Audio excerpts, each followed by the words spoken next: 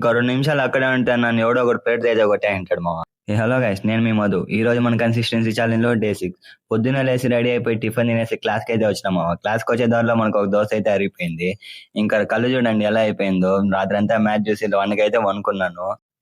మనం ఎలాగో ఐఫోన్ కొన్నాం కాబట్టి మంచి స్కోర్ మీద ఐఫోన్ ఉందని దానైతే కొనేసినాం. పొద్దున్నే బేవర్స్ గాళ్ళు ఎక్కువైపోయారు. చచ్చా ఇంకా మార్నింగ్ క్లాసెస్ కంప్లీట్ చేసుకుని హాస్టల్కి అయితే వచ్చేసినాం. హీరో అయితే పనుకోలేదు మామ. నిన్నలాగైతే అసలు కానీ లేదు. బిలా యు చేంజ్ బిలా, నువ్వు మారిపోయావు బిలా.